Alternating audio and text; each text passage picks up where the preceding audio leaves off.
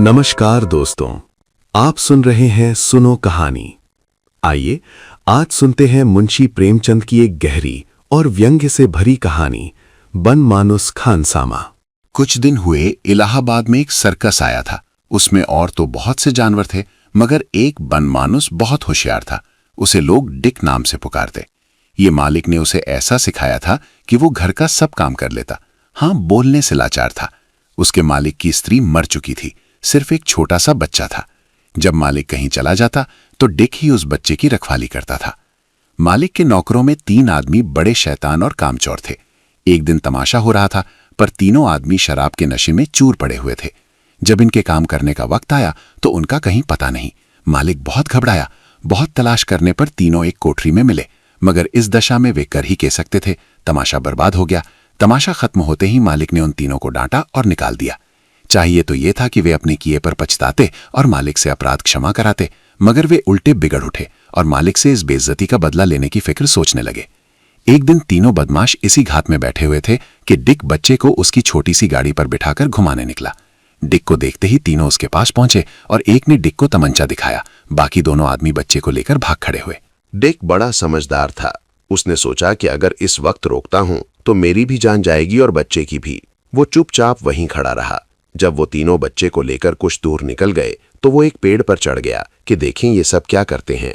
वे ज्यों-ज्यों आगे बढ़ते जाते थे, डिक भी एक से दूसरे पेड़ पर और दूसरे से तीसरे पेड़ पर कूद कूद कर उनका पीछा करता जाता था। आखिर वे सब रेलगाड़ी की पटरियों तक पहुंच गए। वहां वे बच्चे को रेलगाड़ी की पटरियों के बीच वाली लकड़ी पर लिटाकर दूर से तमाशा देखने के लिए खड़े हो गए। बच्चे के हाथ पांव बंधे थे, इसलिए वो हिल भी न सकता था। डिक भी चुपके से उतरा और एक झाड़ी की आड़ में छिप गया। अरे रे रे, ये तो गजब हुआ। वो दूर से गाड़ी चली आ रही है। बच्चे की जान अब कैसे बचेगी? अब क्या उपाय है? अगर डिक बच्चे के पास जाता है तो शायद ये तीनों शैतान देख ले और तमंचे से मार डाले। ज्यादा सोचने का मौका ना था। थोड़ी ही दूर पर पॉइंट सिग्नल था। इसके सिवा कोई दूसरा उपाय ना था। डिक को सिग्नल की क्रिया मालूम थी। उसने पहले कई बार आदमियों को गाड़ी को एक पटरी से दूसरी पटरी पर लाते देखा था। गाड़ी बच्चे से बहुत करीब आ गई थी। मुसाफिरों ने देखा कि एक बच्चा पटरी पर पड़ा हुआ है। ड्राइवर की निगाह भी बच्चे पर पड़ी।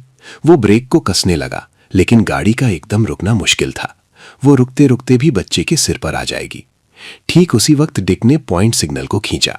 गाड़ी दूसरी लाइन पर चली गई। डिक दौड़ता हुआ आया और बच्चे को गोद में लेकर भागा। बदमाश लोग दिल में खुश हो रहे थे कि आज दिली मुराद पूरी हुई। एकाएक उन्होंने देखा कि डिक बच्चे को लिए भागा जा रहा है। वे उसके पीछे दौड़ने लगे। बच्चे की वजह से डिक तेज न दौड़ सकता था। तीनों आदमी उसके करीब होते जाते थे, मगर डिक ने हिम्मत न छोड़ी, यहां तक कि सर्कस का तंबू सामने आ गया। एकाएक दन से एक गोली उसकी पीठ पर लगी। आवाज सुनते ही मालिक तंबू से निकल आया तो देखता है कि डिक बच्चे को लिए पीठ झुकाए लंगड़ाता चला आता है। मालिक ने आगे बढ़कर बच्चे को लिया। उसी वक्त डिक जमीन पर गिर पड़ा और नमक का हक अदा करके इस दुनिया से रुखसत हो गया।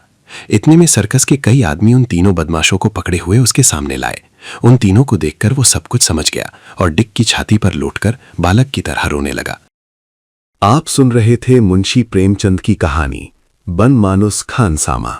ये कहानी हमें बताती है कि सभ्यता सिर्फ कपड़ों, भाषा या पद से नहीं आती, बल्कि इंसान के आचरण और संस्कारों से पहचानी जाती है। प्रेमचंद यहाँ दिखाते हैं कि जब बाहरी शिष्टाचार के नीचे अंदर की प्रवृत्ति जंगली हो तो इंसान चाहे जितना सुसंस्कृत दिखे, वो भीतर से बनमानुस ही रह जाता है।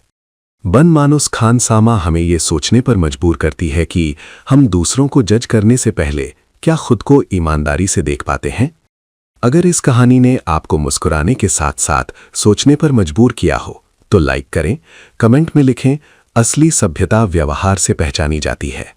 और ऐसी ही अर्थपूर्ण और व्यंग्यात्मक कहानियों के लिए सुनो कहानी को सब्सक्राइब करना ना भूलें। धन्यवाद।